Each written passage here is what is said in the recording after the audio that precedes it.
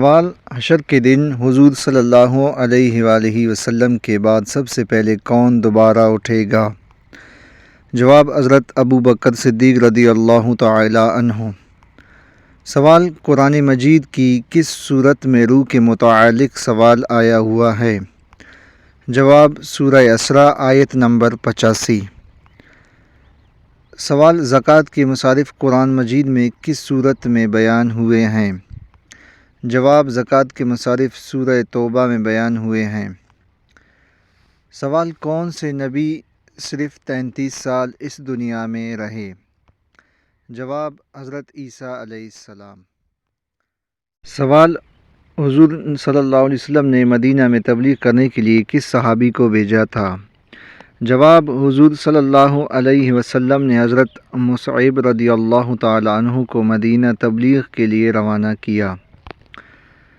سوال: دجال کے آنے کے بعد ایمان لانا کیسا ہے؟ جواب: دجال کے آنے کے بعد ایمان لانا بے فائدہ ہے۔ سوال: دجال کہاں موجود ہے؟ جواب: آپ صلی اللہ علیہ وسلم نے فرمایا دجال مشرق کی طرف ہے، یعنی مدینہ سے مشرق کی طرف۔ سوال: قرآن پاک میں ہاروت اور ماروت کا تذکرہ کتنی بار آیا ہے؟ جواب: صرف ایک مرتبہ۔ سوال: حضرت ابوبکر صدیق رضی اللہ تعالی عنہ نبی صلی اللہ علیہ وسلم کی وفات کی خبر سن کر حجرہ حضرت عائشہ میں تشریف لائے تو کس رد عمل کا اظہار کیا؟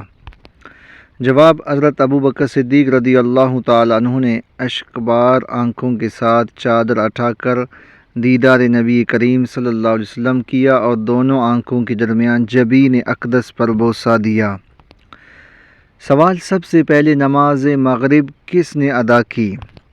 جواب: سب سے پہلے نماز مغرب حضرت داؤد علیہ السلام نے ادا کی۔ سوال: حضرت سلیمان علیہ السلام کی تعمیر کردہ جائے عبادت کو یہودی کس نام سے پکارتے ہیں؟ جواب: ہیکل سلیمانی۔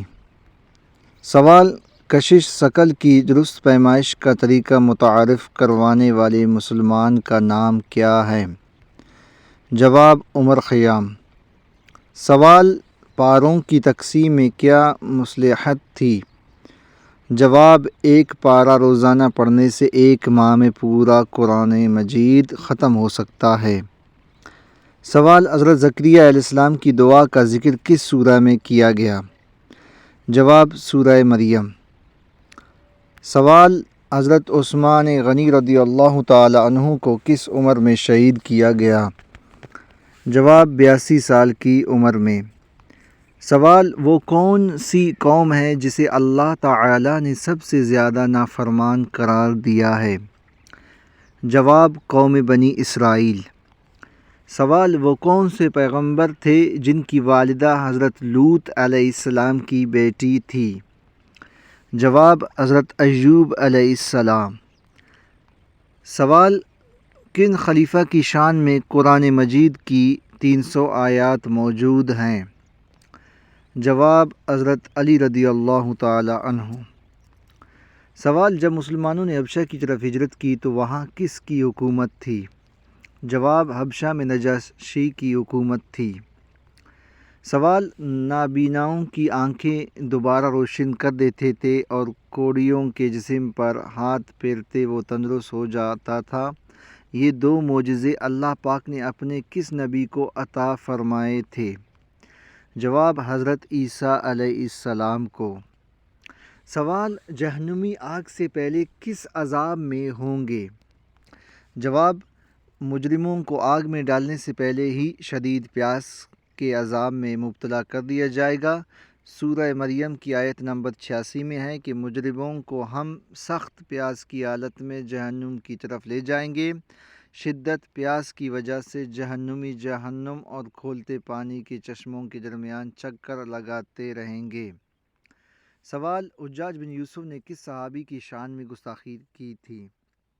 جواب: حضرت انس بن مالک رضی اللہ تعالی عنہ خادم رسول صلی اللہ علیہ وسلم کی شان میں گستاخی کی۔